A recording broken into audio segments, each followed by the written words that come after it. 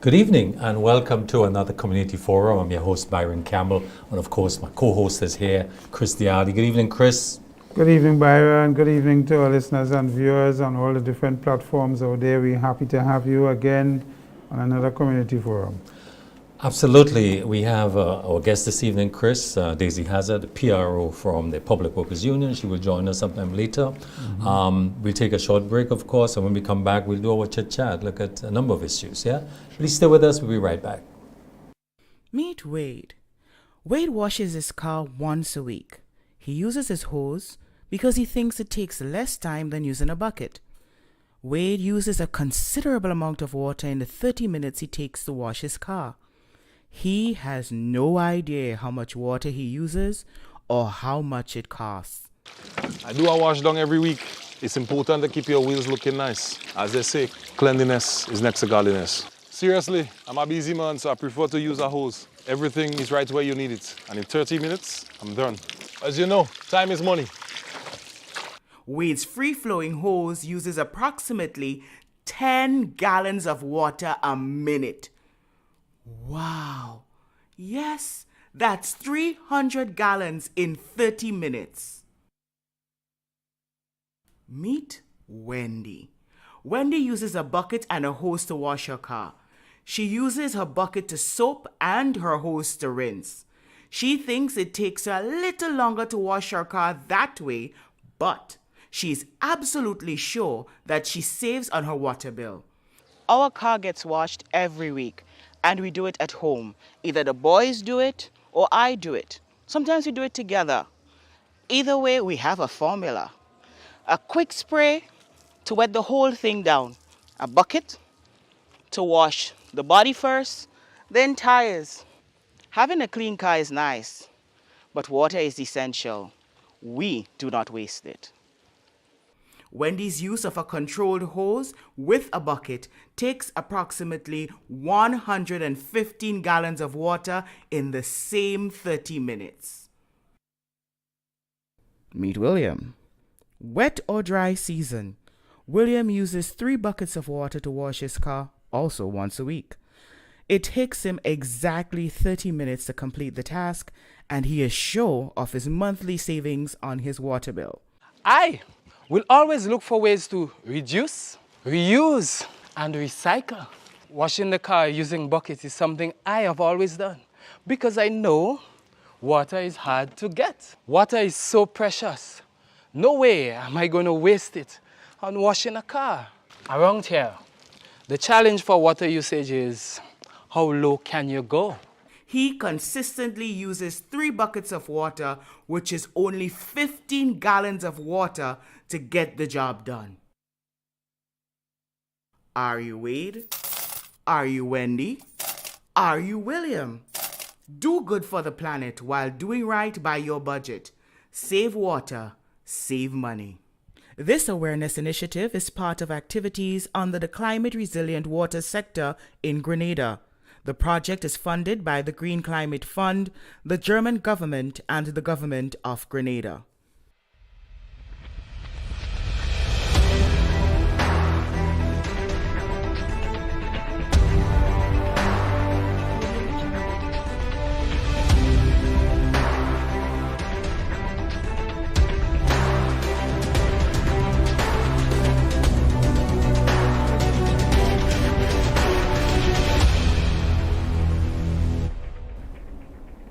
Welcome back, viewers, to Community Forum. Chris, there's a lot happening. You know, last week, Chris, we spoke about the CXC, Caribbean Examination Council, suspending a number of courses at the CXC level. And one of the critical ones was Agricultural Science Double Award.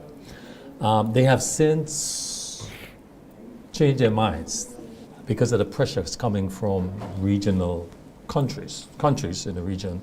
They've changed their mind, but it didn't happen just like that, Chris. I believe that what we're seeing here is a symptom of the lack of respect generally we have for the agricultural sector, agri-science, and generally we had to recognize that agriculture is a science and give it the prestige and as other science subjects, as other science. in the field.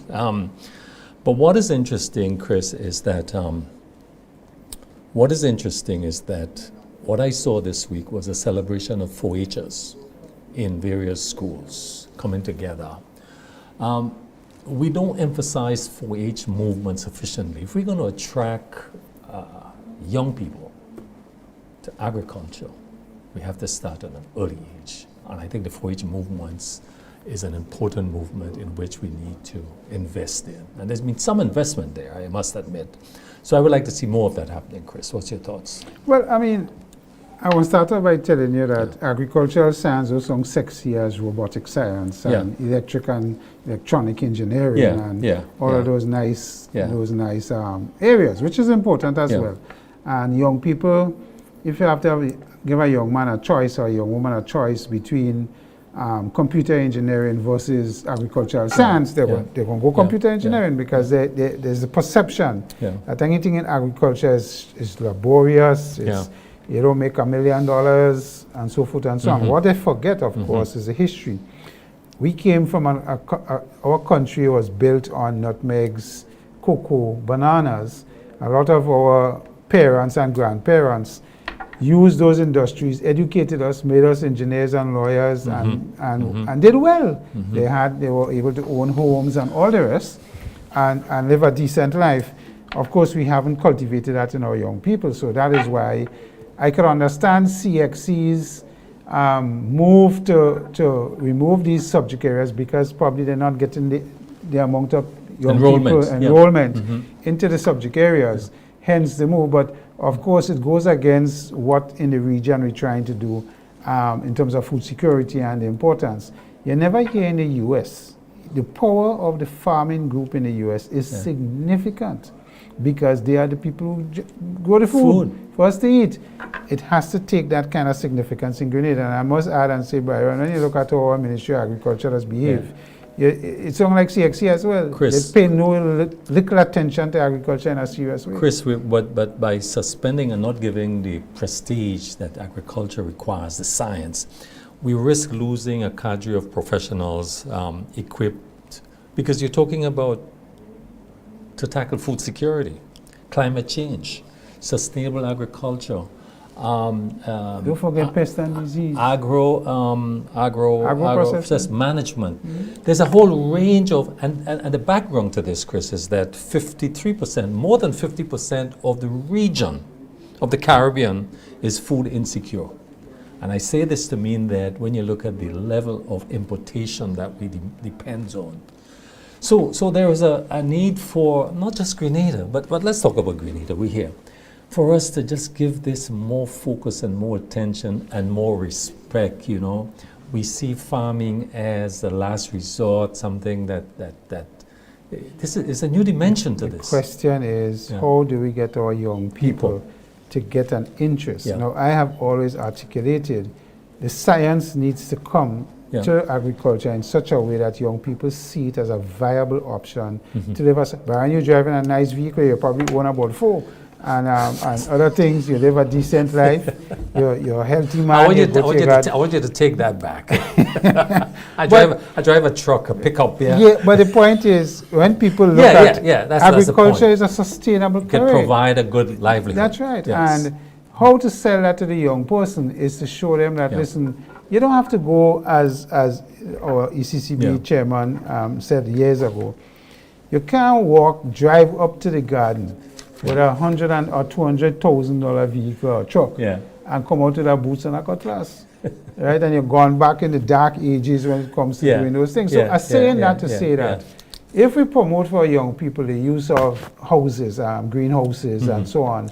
Technology. You don't have to be bending down and tilling and forking and so on. Using mechanization to do what you have to do. Understand the science of how you deal with pests, naturally and otherwise. This is where we need to take it. But who is having that conversation?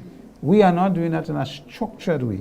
And then talk about food security and the amount of money. You have guys I know that work on the side, doing a tomato patch, and can make $30,000, $40,000 in one crop.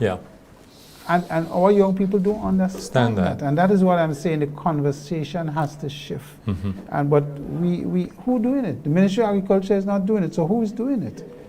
You hear the Minister of Agriculture talk, unfortunately, and nothing seems to happen. I know. I attended last week a GCNA Nutmeg general meeting, and one of the issues there raised extensively, they had to do with the state of farm access roads, that a lot of these roads have not been seen any level of maintenance in years. We're talking about Not just this administration, but I want previous to shift the administration. conversation. Sure. Agriculture still. We're talking about cannabis. A lot Yeah. of talk going on about Okay. cannabis now. Yeah, fine. Right? Yeah. How we expect to get into cannabis, dealing medicinal cannabis and otherwise, if we're not into seriously understanding agriculture and what is the type of soil, the type, and cannabis is a funny plant, I'm told. It has to be well, cultured. You have to make sure you clean it. And Don't use the clean it word around. funny, say sophisticated. Right, maybe. sophisticated. I stand corrected. Complex. But the point is, Yeah. there is so much strains in Yeah. that particular Yeah. thing that we could use. But if we're not bringing the science to the thing, Yeah. how do we expect to talk about all these adjustments we want to do in cannabis and promote it as a big industry and so on, if we're not mentally prepared to do the work necessary to get this industry? You can't go put cannabis outside on the thing and don't take care of it. You have to do it in greenhouses and so forth and so on. So the science, it requires more science. But as you talk about cannabis, of course, during the week, we saw that there was not a consultation, there was a panel discussion on it. It was on GBN on Monday night. It was interesting, I thought, because the panelists, you had one of the panelists was from St. Vincent, who came in and gave the experience on it. You heard the medical. But what's interesting, Chris, is that all of this, the reference here is the report of the CARICOM Regional Commission on Cannabis. That was in 2018. But one of the interesting thing in the report, when I saw it, Chris, it talked about creating the opportunities for the traditional growers, those who were previously prosecuted, providing them an opportunity to get into the business aspect of it. How feasible is that? How is this workable? Well, you see, I think, again, it is not about just taking up somebody off the street who planting a few trees and doing what they have to do. Yeah. The approach has to be very structured and very organized. And if you're going into cannabis cultivation, it's not to roll a few spliff and sell it on the side of the road. It's about getting into it medicinally so that the business can show the kind of returns that you need to get based on what, and it will require significant investment. It's not like you just go and get a few farmers in an area, form a cooperative and say, boy, grow weed or grow cannabis and let's see what happens. And if you don't do that, then the proliferation of it in the society is going to be difficult to control. So there's a lot of structures that need to go in place. And listening to ACP Vanny Cohen on how the police needs to change the method of operation is also going to put a challenge there too. In how you do what you do. If you arrest a man and you get him at a certain amount and the quantity over and so on, you charge him based on, what they said. Interesting, what he was saying, though, is that they're already practicing this approach. In other words, small quantities, possession, they don't charge people, they let it go. So they're saying, look, we're getting used to this even before it becomes legal. And we need to also look at the models. When you look at what is happening in Canada and some of the other places that went, they have pulled back on some of the things that they originally started when they started freeing up this thing on cannabis use and what is that. And there is no doubt, when you look at the report that came out on cannabis, there's no doubt about the medicinal aspect of cannabis. Like you have in every other plant. A lot of plants have medicinal aspects. Soursop is another big one for us in cancer and cancer fighting areas. So, I mean, there is a lot of things we could promote. The issue is it has to be structured and carefully monitored. And one of the critical areas that was featured in the report, also it was discussed on Wednesday night, is the accessibility to young persons. It was under the age of 21, the undeveloped brain, and therefore there are going to be strict legislation or laws governing that aspect. In our society, legislation and laws will never control that. And that is the problem. And that is the problem. If you go out in a disco or in a place to make a lime and people smoking marijuana and the whole place smell, and I don't want to get a smell, what happens? You have to leave I tell them. a man, Yeah. you know, out his spliff. So it's an interesting conversation. I think what they're doing is noble in terms of this consultation. So we merge with something that is balanced and safe. I think for the public. Chris, in the news also in this week there was an issue of, I think the Parliament was meeting the whole question of the gun laws legislation.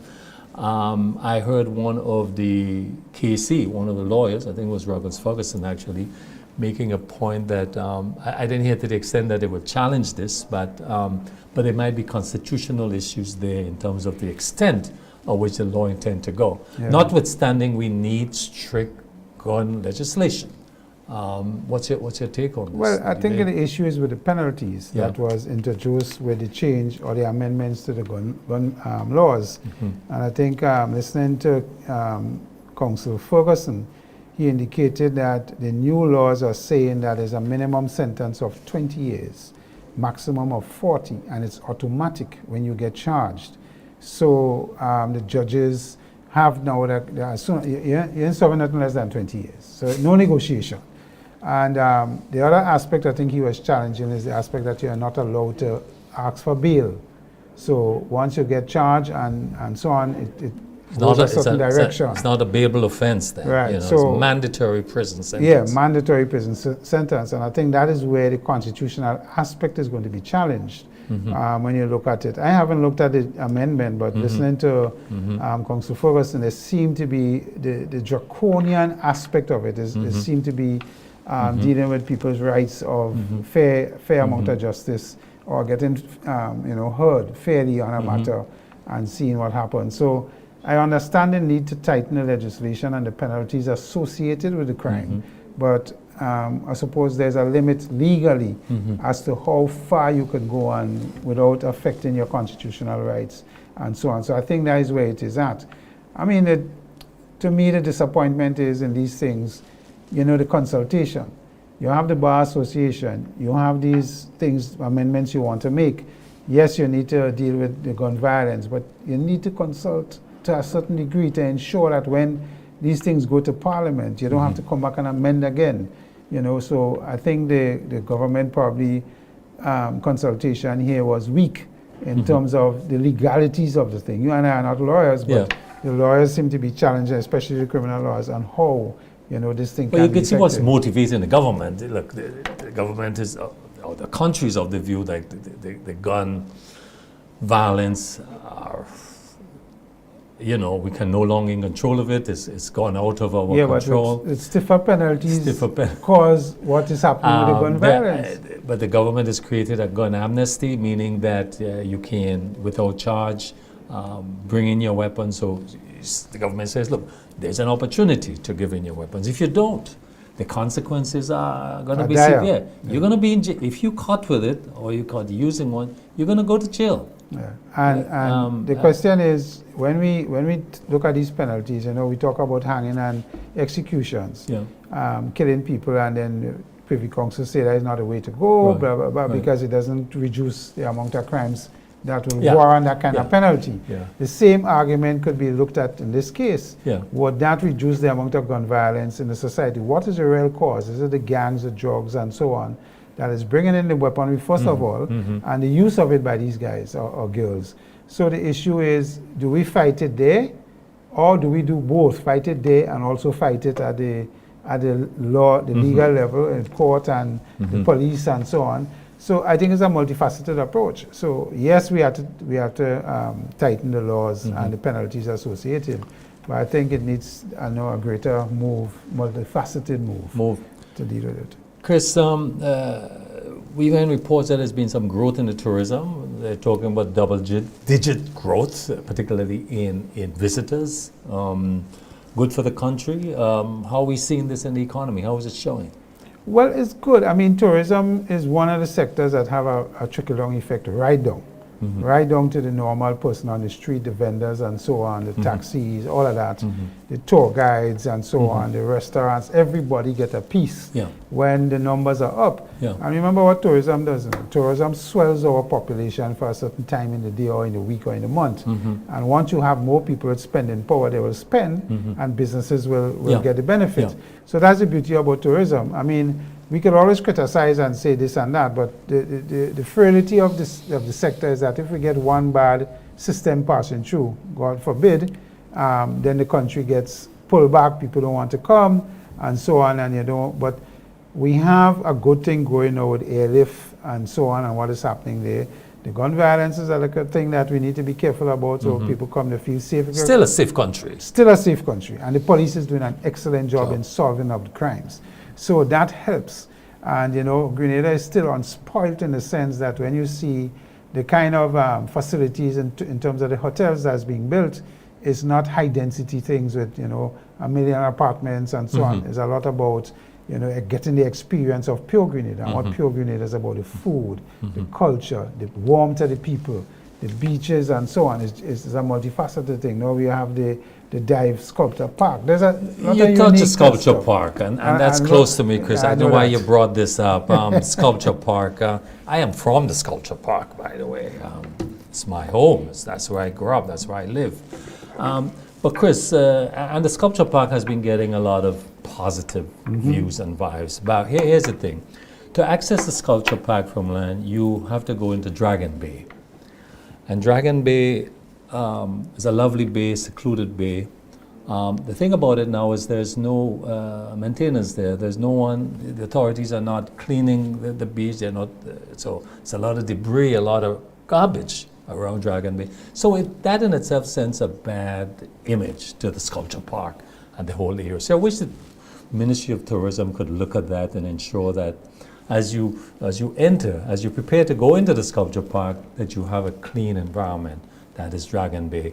There's security there, but unfortunately there's no garbage collection, there's no, so it is something that needs to be addressed. Baron, I will make a comment here, it might be controversial, but Grenadians are nasty when it comes to the environment. And I say that with no apologies, because if you walk Granans Beach, as I do, and you see the garbage that is left when people come there with their different fast food things and so on, it's just sad. And then we talk about, we care about the country and it's beautiful and so on. Same thing with Dragon Bay. Yeah, but there's no bins there. There's no. But even though we have bins, we have bins in Granans, and they're not using it. So it's a mentality that needs to change. And if we are about tourism and so on, a lot of work has to be done there in just taking care of our country and not just throwing things outside. So it's more self-pride. Windows and vehicles and so on. But I'm saying that since that's our main entrance to the Sculpture Park, no, I agree with you. There's a responsibility that we have that they should proper. In other words, so for example,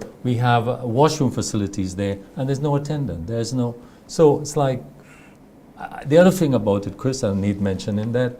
And one administration's change and there are things going and we see.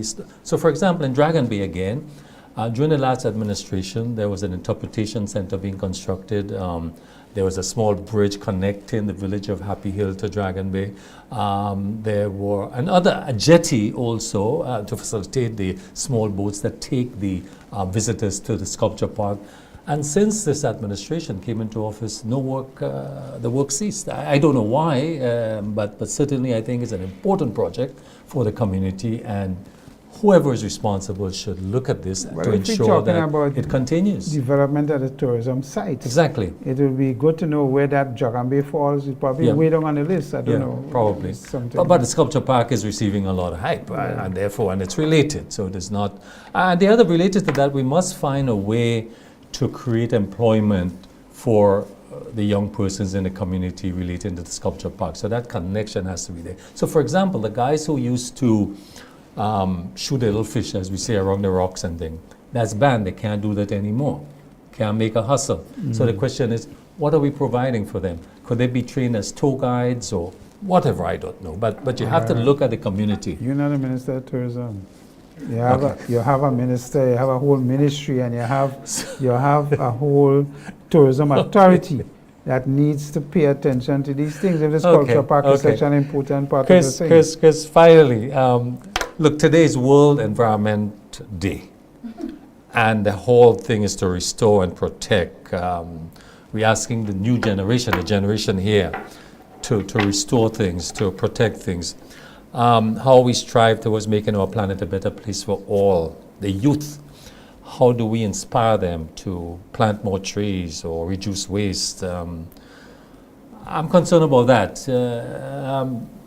I'm getting tired, Chris. I've done a lot about this. And I must tell you that one of the struggles we had when I was a young age was obtaining a ban on sand mining. This is something we achieved, a lot of work. Mm-hmm. So the question is, how engaged are the youth at this moment to ensure that that's where the leadership has to come from. That's where the energy belongs to change and to make this world a better place. The environment, certainly. I'm not seeing enough of them coming forward. Are we creating the environment for this to happen? Well, I think a lot of young people understand the need for protection of the environment. We are the total watching people who understand these things. You have the recycling of garbage now, where we have 3 bins color-coded set up by the Solid Waste Authority to put organic cans, plastics, and so on. We encouraging a lot of use of sun technology, PV panels for generating electricity. I think there's a lot of stuff happening. What probably we're not seeing is a deeper engagement with young people in projects that will speak to how we protect and how we protect in the future. Because we are at risk for a number of things. Sea level rises, bleaching of the thing, and of the reefs and so on, and what is happening there, and other things. So the issue, we just had this drought thing going on. We talk about the trees and what is happening in our catchment areas. So I probably what needs to happen, and I know there have been projects being asked about getting groups to come with their projects on specific areas that they want to tackle in the environment, so that we could preserve certain things that Chris, I don't see the militancy. I don't see, look, we lost the whole coastline in the north, St. Davy Prospect Bay. We lost it. And hey, nobody speak out about it. It's like, I want to see them more engaged, demonstrate, protest that we have an environment for them, for the future, for their children. I want to see more somehow, because the deterioration, the loss of our natural resources is happening rapidly. Yep. And I would certainly agree with you, and I think that is where we need to focus it. Because it don't make sense we doing everything one go. So come with specific project. If you want to take the Daphne Bay issue, see how we can adjust what has happened there. Come with projects with trees, come with projects with sea protection and what happens there, and let us see how we can do specific things and move the needle along. I see a lot of them more directed towards good times, and that's okay. Our alcohol consumption is going up. Chris, I'm going to stop here because we have a special guest, Daisy Hazard, and we're going to continue this conversation. Do I want to? Viewers, stay with us. I wanted to talk about the 40th anniversary of OECS, but we'll do that in the next program. Okay, fine, right, Chris, so fine. In the month of June, and we're going to talk about that. And we have to talk some politics too. That's very current. Viewers, please stay with us. We'll be right back with our special guest, Daisy Hazard, Public Relations Officer for the Public Workers Union. Stay with us. Blast Gaming is where dreams come true and jackpots are won. Dive into a world of delightful experiences and daring action. From the moment you step through the doors, have the time of your life, feel the energy, soak in the excitement, and let the good times roll. Blast is more than just a place to play. It's where friends socialize, cocktails flow, and a safe space for those who dream big and dare to have fun while doing it. Blast Gaming. Know your limits, play within it. You must be 18 and over.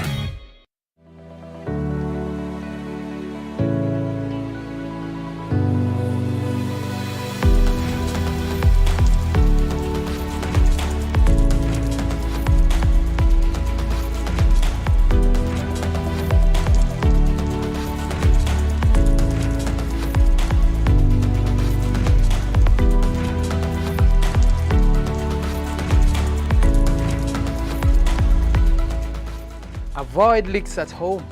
Save water. This awareness initiative is part of activities under the Climate Resilient Water sector in Grenada. The project is funded by the Green Climate Fund, the German government, and the government of Grenada. Take it to the street. Dance competition is here once again. Friday, 7th June 2024, 6:30 p.m. Tantine Hardcore. Hosted by the Ministry of Tourism, Creative Economy and Culture. For more information, contact 415-8282. Admission adults $10. Children $5. Gather your crew. Perfect those dance moves. Come out and be fascinated by Grenada's best street dancer. Take it to the street dance competition. Friday, June 7th, 2024. Sponsors: Blue Bubbles, PA Rentals and Event Supplies Company, Daner's Tasty Food, Grenada Bottling Company, W Top Fashion, Hopkins Sisters, C's Boutique, the Grenada Trade Center, and the Government of Grenada. Ready to kickstart your morning the right way? The return of MTV's Rise and Shine morning show will help you do just that. Rise and Shine Grenada is coming back with a touch of fusion. Stay tuned for more.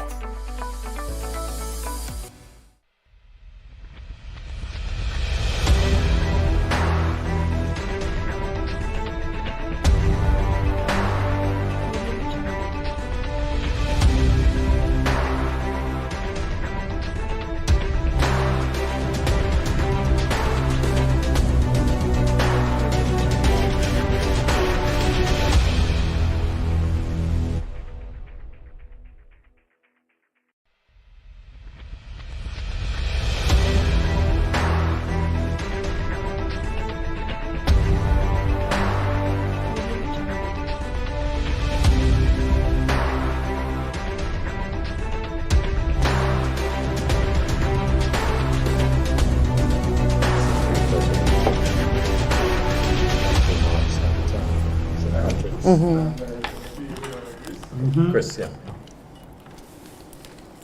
Is that Welcome back, Brian? viewers. As we indicated a little earlier, we have our special guest with us this evening, Ms. Daisy Hazard, the PRO of the Public Workers Union, that is going to give us have some conversations with us on what had happened earlier in the month or last month regarding public servants working at the Ministry of Education and either the late processing of payment or non-payment.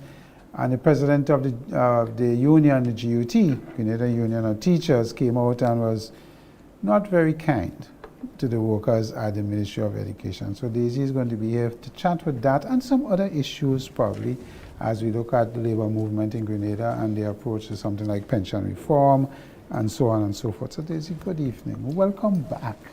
Good evening, Chris. Good evening, Byron. Hi. Thank you. It's so wonderful to be in your company again tonight. Good evening, viewers and listeners out there.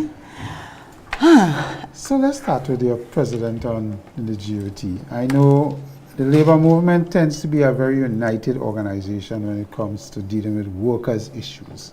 Generally, we don't have officers as senior as the president coming out in the public and, for want of better words, dissing employees in another institution in order to, I don't know if it's to gain political mileage, I don't know what that was, but I was kind of, when I listened to him as well, I was kind of taken aback, and you seem to have been not happy about that as well, and you came out and defended your workers. Chris and the nation, you know, there's been a lot of talk, there's been a lot of flack, and as usual in our society, the opinions are divided. But what we want to say from the PWU is this. We have a duty of care to support and to defend our workers. And we've seen over a prolonged period of time, workers coming under direct attack, be it from the administration, members of the sitting administration, and then, of course, you know, the president of another union. That is unprecedented. That should not happen. But let us say here tonight that the trade union movement, we are a clan, is coolly one barrack. So even when there is a bit of a hiccup, we heal that very quickly. So our relations with the president of the GUT is very much intact. our conversation with the GUT is very much intact. And last week we had reached out across both sides of the unions because we want to ensure that that solidarity and fraternity that we enjoy historically, it is still there. But teeth and tongue do bite sometimes. It was a hard decision where we had to come to the point where it was necessary to draw a line in the sand publicly, because we would always prefer to do that behind the scenes privately.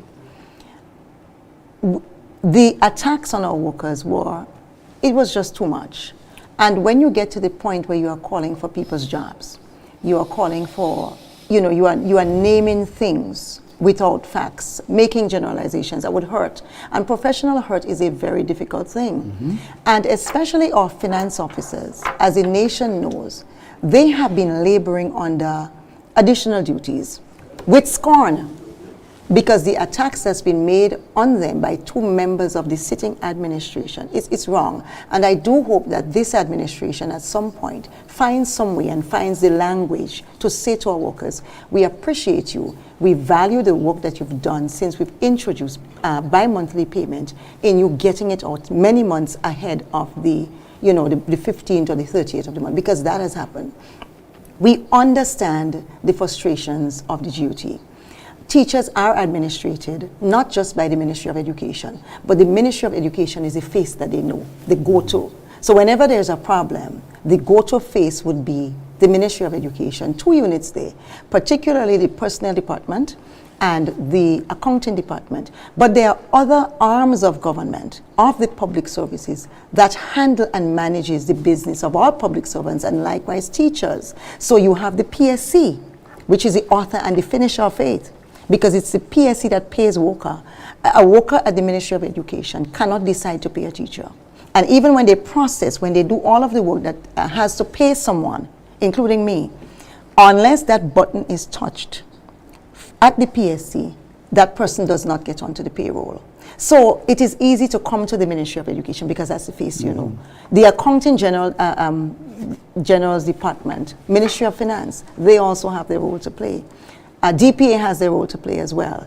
And so the frustrations are understood. We also have that frustrations from our union because we do have workers from time to time who have payroll issues. Historically, when you start working with government, especially as a teacher, it takes you 3 months. If any of you here have taught, you know that. Yes. Sometimes it takes even more. It happened to me as a teacher. It's regrettable and unfortunate that even up to 2024, our system still ties itself up in knots, attempting to pay someone. But the checks and balances in government are there for a reason.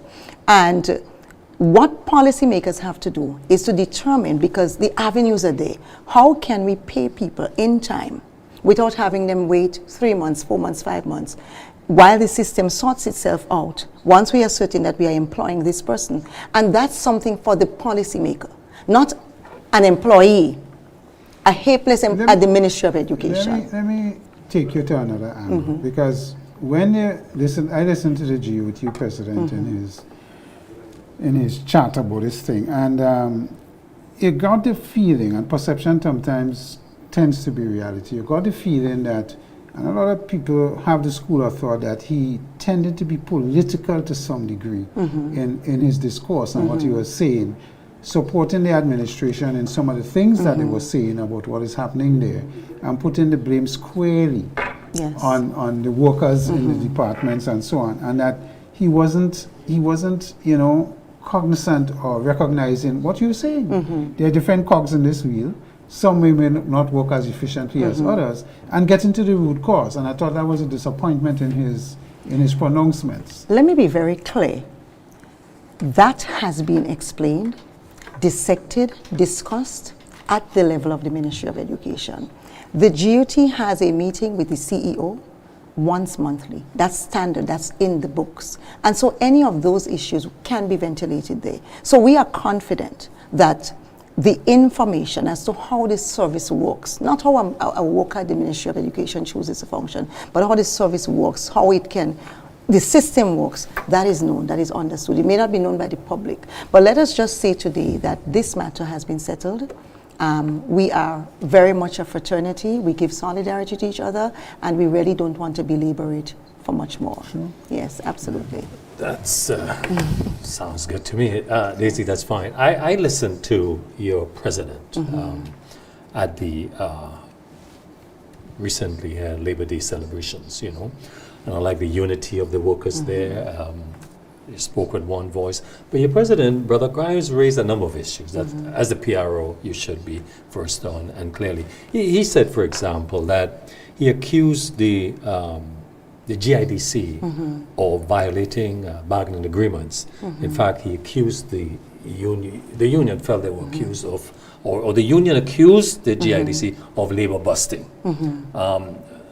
What's the evidence of this, really? I mean, that's a significant accusation against the management, against the GIDC. What is the evidence of labor busting there? So labor busting happens across the service.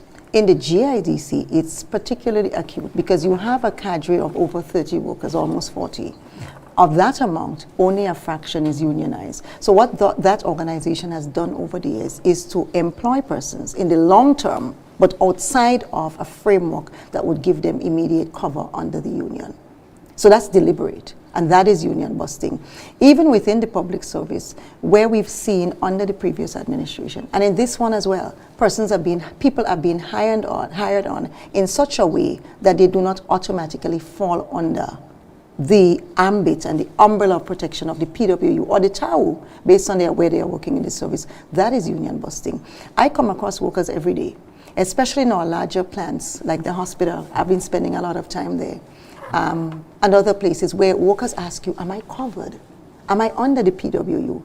They might have been with Grencoda and moved over to Ministry of Health. And we were able to say to them, once you've moved over, you should be unionized. But too often we have to be saying to workers, check your pay slip and see if there is a deduction. And we will also check at the union to see whether your name is on the books. That should not happen. Once a person is employed by the government and people of Grenada in these substantive positions, they should be covered automatically by reason of employment under the PWU. So that is the accusation made. Yeah, because I mean, here you represent straight line public workers, but you also represent workers that are in statutory bodies. Public, like for example, the GIDC, but also TAMCC, the GFNC. So for example, your president expressed dissatisfaction with the fact that some of these statutory bodies are offering 1- and 2-year contracts. But these organizations, I would believe, they are given contracts based on their certainty in terms of the financing arrangements. So they can't give 5-year contract because they're uncertain about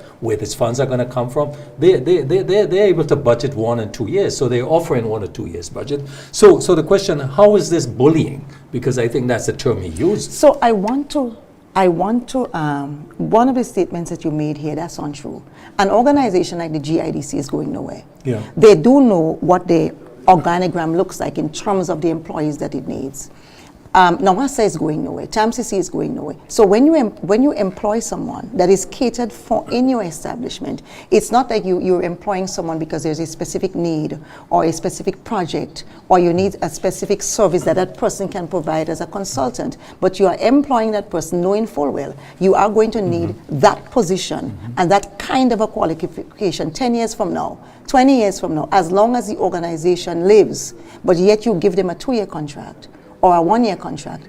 That is a form of ensuring that you can always intimidate that worker. That is ensuring that worker does not feel security of tenure or the coverage of an umbrella of a union. That is ensuring that worker is always on the left foot. You can't go to a bank with that. One of the other issues raised there was the question of the speculation or that the government might be considering privatization of some services in the health sector. I mean, essentially, you serve notice to the government, like, don't go there. I mean, that's what I heard. But maybe a strategy like that could improve some of the services in the health sector. Let me tell you what our problem is. We must never, in Grenada, as a civilized society, as a democratic country, at any time plan or plot to disenfranchise any group of persons or workers or citizens of our society. So now you said there is talk of privatization. We cannot, from the union's end, we cannot give you any information on that because we do not have it. We have heard. You give notice to the government, say, hey, don't because go there. we've heard it spiral. Exactly, so, right. so we're not saying don't go to privatization. Right, yeah. We're not saying don't go to statutorization. We cannot say that because we do not know what the plans of government are. Right, it may well be that that's the solution to our healthcare system. Yeah. What we're saying is, where you are refusing to regularize, or nurses, for instance, you are refusing to regularize, or doctors, these are positions that are on the establishment. They cannot fall to attrition.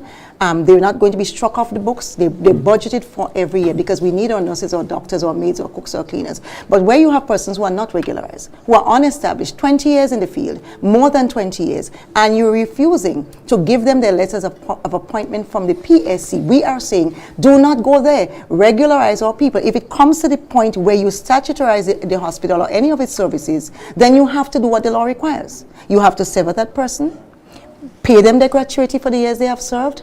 If they're willing to continue on, you can offer them a new contract under those terms and conditions, or they can continue on. The law provides for that. But what we should not do is to ask our nurses who are suffering tendinitis, fatigue, from working long hours, long years, and then we do not want to pay them properly, or we graduate the salaries, which is what's happening now. So you give them the salaries at the grade, but they're not receiving the letters from the PSC saying, you are appointed. And that is wrong. And we as a society cannot condone it. And the union definitely have served notice to government and is warning government. If you go there, we will fight it. We will. Because so it should not be done. Let me introduce a thing here for your consideration. I hear you about contract work, and I hear you about the philosophy that, or the premonition that you think that is the wrong way to approach these things, especially if it's substantive positions. Mm-hmm. But we will say to you that in privatization or statutorization, there's nothing wrong in issuing a contract. No, and we're not saying there's anything wrong. So let me get to this point of view for the government and the nurses. Mm-hmm. You know, when you put and you regularize nurses and you put them on the establishment, it's something that you cannot move or and you change. Should not want to, because we need our nurses and we need our trained, experienced nurses. But there's a cost associated with it. But we need them. No, I'm not really talking about the need. The need is automatic. We need to have certain, but the government needs to manage its costs. The government have a rule of 13% of GDP mustn't go for salaries and wages. If we were to regularize everybody, teachers, nurses, police, whoever we have on contract, we may go way past that. And then the issue for the union now is going to be, I can't pay, I'm paying late. I can't, because I can't afford to become a wage bill at a point where we are already paying these people. No. We are already paying these people. But when you put them on the establishment, right? It changes. So if we do not want to put them on the establishment because we want to hide them from the IMF, and let's ask the question, Grenada, are we saying we paying them on contract? Which is different to putting them on the establishment. But if you're paying them on contract, then the contract should be sufficient enough to provide them with all of the coverage that a worker who is working alongside them, who is covered under the PSC, gets and is afforded. And this is not a new conversation. This was a pre-election conversation in Grenada. Right. And we all got up and said, no, that's not good for our nurses, that's not good for our doctors, that's not good for our citizens. In 2024, it still cannot be good. If it was not good in 2022, 2021, 19, 18, 20 years, for the last 25, 30 years that government has been practicing it, it cannot be good. And an industry like our healthcare sector, we must protect our society by protting these workers. What it gives management in any organization, private sector, statutory, whatever. If I have 10 people on 2-year contracts and the contract comes to an end, I will say probably, based on conditions, finance issues, what we have to fund, I can't bring back 5. But if you're on the establishment, that is a different So let me go back again. I mentioned the word attrition. I said these positions cannot fall to attrition because they are positions under the government's estimates of revenue and expenditure that could never be struck off the books. There is a ratio of nurses to patient. There is a ratio of nurses that we must have, and that is on the books. It's on the established payroll already. We're not asking government to do something that should not be done or is not there. Yeah, and again, the question is, if we allow our healthcare professionals to go, if we decide, okay, let's regularize our teachers, but our nurses who cannot walk into a ward and suture a patient, or import a block into their hand or give them an injection without training, if we say don't secure these people, we can take a chance that they will not leave, although we know we need them, that's like committing slow suicide as a nation. I fully agree with the union's position that, and we're talking priority, teachers over nurses, the egg 6 and a dozen of one. Which it's one not. more important? I went to teach without knowing one thing about teaching, straight out of school. So the issue, I cannot do it as I can't be a nurse. I believe for any government, whether this one before the one to come,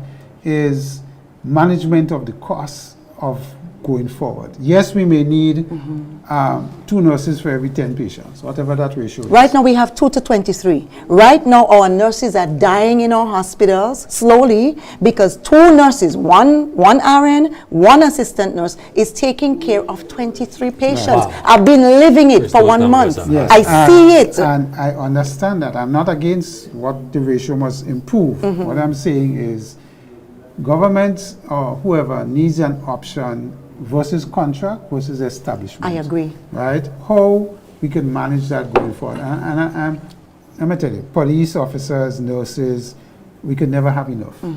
My view. That's my personal view.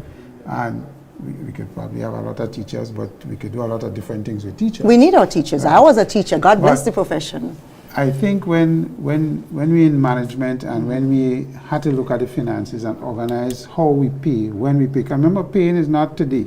I have to consistently pay you for the next 10 or the rest of your life if you decide to stay. So I need to understand the effect.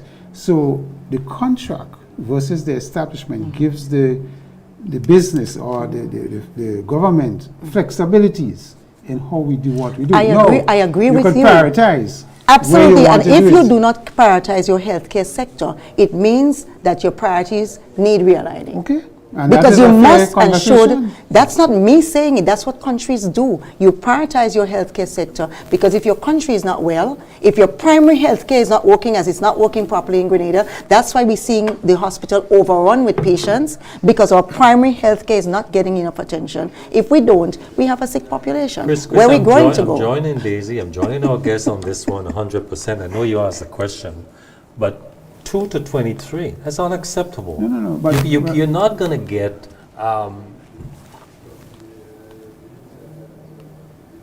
good health care with those numbers. Doesn't match. I'm fully agreed, but remember. But the other point, hold on, Chris. Yeah. But the question of I agree with Daisy. Where are priorities? I mean, if you could find X million to do Y, that's a priority area, and we are not giving sufficient kudos, sufficient acknowledgement to our health sector workers. Hasn't that been the issue we've had with our politics in this country forever? And let me get there. Where priority needs to go. Yeah. Let me get there. One government would say construction. Maybe the new hospital is going to do it all, Daisy. Please, the new hospital has to be staffed. Right. Not the new hospital has to be staffed. The new hospital has to be resourced. But not only that, are we willing to carry over into the new hospital the practice and the culture of healthcare that we have at the Old General? Imagine a nurse is looking for a vein on a patient's arm. That's my experience. Yeah. And that patient has to be poked 15 times, 7 on this one, and to find a vein. And that patient has veins that don't last. So every couple of days or sometimes more than once a day. And that nurse is there tapping. And I'm saying, where's the light to shine, to illuminate? It looks as a little flashlight, smaller than my cell phone. We don't have any in the general hospital. A patient needs a CAT scan. There's 2 CAT scans that can move around the hospital. Only 2. Is this presently, Daisy? Presently, I have been experiencing the general hospital for the last month, and I feel pain for the public.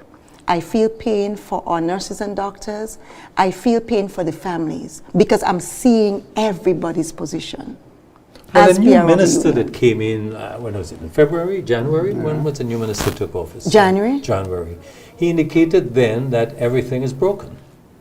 I mean, everything is broken. So that's what you're experiencing? Everything is not broken because if everything was broken, I have a family member presently warded at the general. If everything was broken, he'd be broken more than he is presently. So let us commend our healthcare teams, our staff at the General Hospital for making miracles every day. I see a lot that can be fixed and improved. As a family, sometimes I'm mad because I want better care for my family member, but we have to give kudos to those people who go to that place every day and make miracles happen. We do. I want to talk about Go ahead. Public Services International. Go ahead. Or were you going there? No, you Don't let me take over your interview.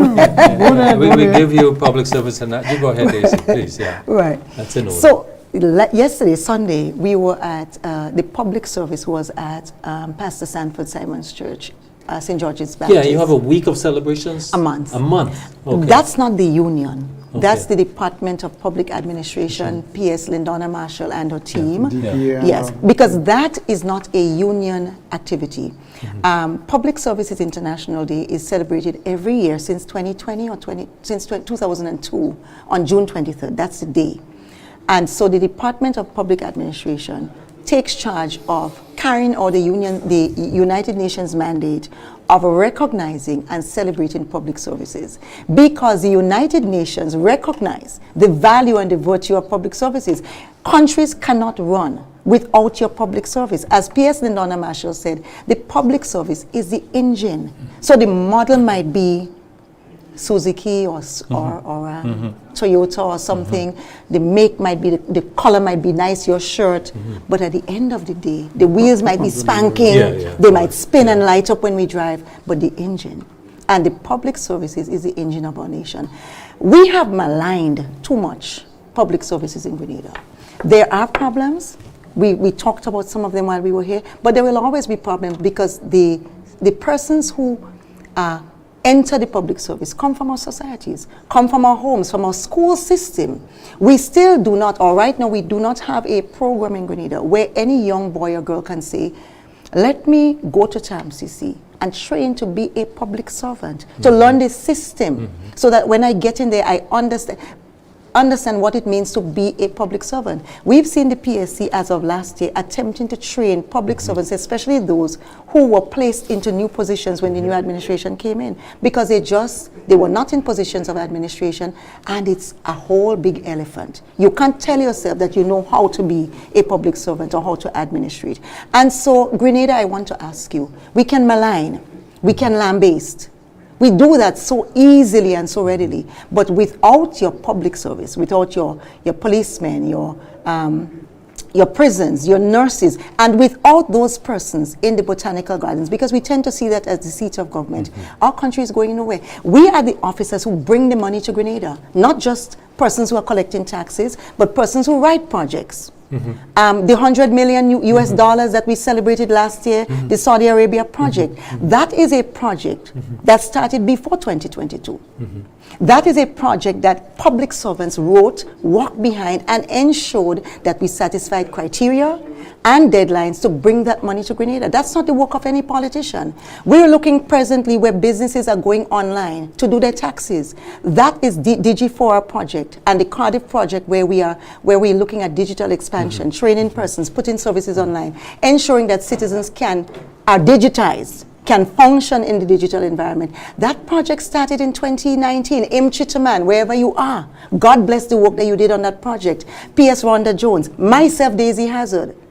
One part of that project, DG4, is $15 million US dollars. Another part of it, so altogether it's millions. World Bank finance. And that's not the work of politicians. Politicians cannot do that work. When the project goes before the World Bank, it's names like mine that goes there. That's correct. It's officers within the government service. And if we do not do that, you do not get capital grant funding. So what are some of the activities you have planned for the it's not me, but I know but traditionally we have sports day, an appreciation day we usually do that at Tantine, and we do come out and enjoy ourselves. So we had the church service. Yes, the public is invited, come out and join us. I think that might be June 23rd. I'm trying to pull up one chat so I can get that for the public. I have it ready. While you do that, I also want to join in and say that what you just said about the public servants, we have excellent public servants. Yes. Absolutely. We don't give them enough kudos. Yes. There are the bad ones in between. Yes. But we elevate the bad over the good. Absolutely. But we have to as a society. That's how we're going to lift every boat. But we have excellent. I mean, my years dealing with public servants and some of the PSs and so on, we have people there that go beyond all the time. And what Daisy said Needs about the projects recognition. is really critical what they do. Yeah. So I mean, I raise on the tax side, that digitization, I was very much a part of the private sector and giving them feedback on this and that. And we have really good people there. I don't think we should not say that. And it's all Grenadians, it's all we brothers and sisters. Absolutely, our family members. Well, as you say, it's easier to criticize and condone, but you know. it's And good that when there seems to be a you prevailing celebrate them. sentiment that it's okay to do that, it's acceptable, then everybody is going to jump on that bandwagon. But it's to do good it. that you guys are celebrating them and that day. And, I congratulate. and So let me just quickly run through, and I'm certain you'll hear Yeah. some more. Yeah. So on June 14th, we are going to be at the Esplanade Mall, Friday, June 14th. Public extravaganza. There's an after-work lime at the Gazebo Botanical Gardens, June 28th. So they're going to the end of the month. Hillsborough Playing Field, Carriacou, that's Saturday, June 22nd. I think we're going to Carriacou. So public servants and members of the public who wants to go to Carriacou to celebrate with the public service can do that. And so it's called Public Service Excursion and Fun Day and Men's Symposium and Health Fair, because we do need to get you men to go get the prostate checked and the vitals. There's too many of you. Can I intervene here this yes, moment? at the hospital. It's a good time to talk about men. Here's the thing. One of the points made by your president also, which he threw out, has to do with the NIS and maternity leave. Yes. He proposed that maternity leave be extended from 3 months to 6 months. Yes. But my thoughts then was, what about paternity leave? What about the men? Where is the equity here? What are we going to do to encourage more men to take greater responsibility in fatherhood? A good point is that if we provide paternity leave the 3 months with the women, but provide, could be 1 month for the men at least. So that would give better equity, and we'll have a more balanced society here, Daisy, don't you think? Again, congratulations to Brother Brian Grimes for bringing that. I asked for 1 year. Our union has been asking for more. We're not answering the question with the paternity. So Why not paternity take that leave, approach instead? men can get 3 weeks, I think it is. But their name has to be on the birth Is that a certificate. fact? So, yes, so Yeah? fathers Okay. go up to the general hospital when the baby is born and get your name on there and ensure that mommy can say, yes, daddy is present and accounted for. And that 3 weeks would not just be for liming. But I agree, we should not be discriminating because fathers do have the right and should be encouraged to. But you all have to come up some more. Well, let me tell you Be more something. I would supportive. never agree to 6 months to a year from For men. or paternity leave, right? Maternity, Because yes. Who paying? Who paying for that? You've never carried a baby and you never will, so that's why you would say that. That's all the If time you I get have. That's all 1 the year time we for have. maternity leave, who is paying the bill? Ask Canada how they do it. Ask those Yeah, societies the how they tax, do it. It's The tax. seriously taxed to pay for these things. Oh yeah. Oh yeah. So Oh, people yes. want to go down that road. So we have to continue the conversation on this maternity, paternity, but Yeah. leave, Yeah, but 6 months seems like a long time. Daisy, thank you very much. Thank you so Pleasure- much, pleasure gentlemen, for you. having Pleasure. me. Thank you, Chris, for having me Viewers, again. that's all the time we have. We'll see you next week, same time, same place. Have a good evening. Thanks to our technical staff, of course, and we'll see you next time. Bye-bye.